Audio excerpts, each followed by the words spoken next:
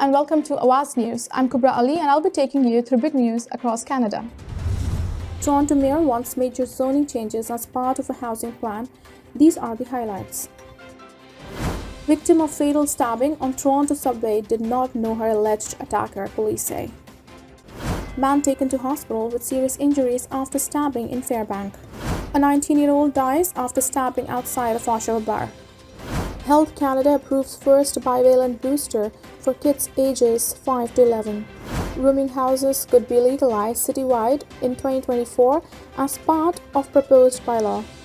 Personal info of about 360,000 Ontarians exposed in COVID vaccine booking portal breach.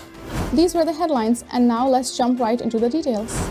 Police have identified a 31-year-old woman who died after a stabbing on a Toronto subway train Thursday afternoon and say she did not know her attacker. The incident occurred near High Park Station around 2 p.m. According to police, a man stabbed two women while on the train. Paramedics transported them both to the hospital. One of the women, identified as Toronto resident Vanessa Karpiuska, died of her injuries. The other, a 37-year-old woman, was treated for non-life-threatening injuries and was released from the hospital, police say. A suspect was taken into custody at the scene. On Friday, police confirmed charges had been laid. Toronto resident Neng Jianjian, 52, has been charged with first-degree murder and attempted murder in a connection with the incident. Police said the accused and the victims were not known to one another.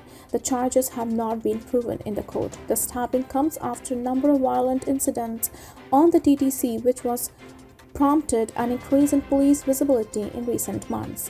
Speaking at news conference Friday morning, Toronto Mayor John Tory offered his condolences to the victims' family while also saying the TTC remains a very safe transit system.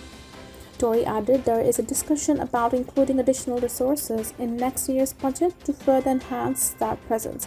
He also pressed that more needs to be done to address mental health and the state of the law, two factors he believes will help improve the broader issue of violence in the city. A man has been seriously injured after being stabbed in the city's Fairbank neighborhood on Friday afternoon. Toronto police say the stabbing occurred in the area of Dufferin Street and Shaw Avenue, north of Eglinton Avenue West, just after 4 p.m. When the officers arrived, a male victim with stab wounds was located and transported to hospital with serious but non-life-threatening injuries.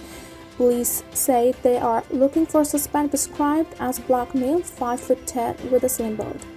He was seen wearing all black clothing and construction boots. Police say the suspect was carrying a black backpack. Mayor John Tory has asked staff to draft a housing action plan that could bring about significant changes to existing zoning regulations, including permitting multiplexes on all residential lots and eliminating so-called exclusionary zoning policies that prohibit modest density in most residential neighborhoods. A motion that will be considered by City Council next week asks that staff be directed to draft a plan that would allow the city to achieve or exceed a new provincial target calling for construction of 285,000 new homes in Toronto over the next decade.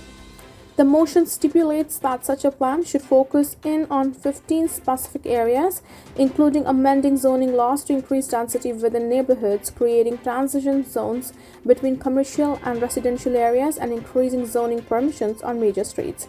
Tory is also asking staff to revisit the plans for port lands and the waterfront to ensure housing density is optimized and to create a separate post-secondary housing strategy focused on increasing the availability of student housing.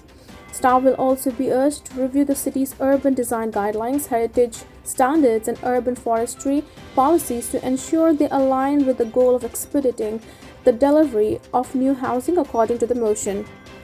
Tory's motion gives staff until March to report back with a framework for the housing action plan, which will include potential housing units that could be created by each initiative.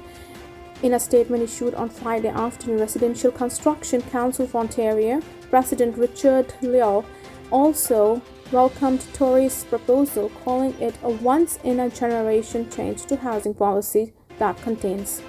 Ontario has given 29 municipalities target to help build 1.5 million homes over next decade. A 19-year-old woman has died after stabbing outside of an Oshawa bar last weekend.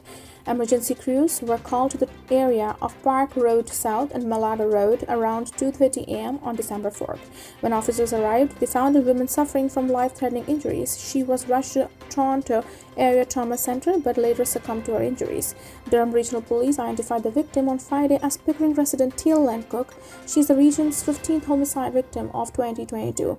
Police previously said the suspect fled in a black pickup truck before officers arrived. However, no further descriptions have been provided. Investigators say they are searching for witnesses or anyone who may have dashboard camera footage of the area from that day. Health Canada approved a COVID-19 vaccine booster for children on Friday that targets more recent variants of the coronavirus along with the original strain. The Pfizer-BioNTech bivalent shot protects against the most prevalent subvariants of Omicron BA4 and BA5 and is the first approved for use in children ages 5 to 11. In a press release, Health Canada said that after the third review, it has been found the vaccine is safe and effective and that its benefits outweigh any potential risks when used as a booster dose. The child-sized dose is about a third of the dose that is approved for people over the age of 12. The National Advisory Committee on Immunization strongly recommends children with weak immune systems or underlying medical conditions to be offered a dose of the new vaccine at least 6 months after they receive their first dose of COVID-19. The recommendation for other children in that age group is more discretionary, and NACI suggests the bivalent booster may be offered. For now, kids 5 to 11 are only recommended to get one COVID-19 booster shot, though NACI says an extra booster could be considered at the discretion of family doctors for children who are at high risk. Pfizer-BioNTech must continue to provide data from ongoing studies and real-world use of the vaccine to Health Canada to make sure the benefits continue to outweigh any risks and to alert the drug regulator to any new safety concerns. Health Canada and the Public Health Agency of Canada say they will keep a close eye on the safety of the vaccine in Canada and internationally. Thank you for tuning in. I'm Kubra Ali. I'll see you back tomorrow, same time, same channel. Have a good night.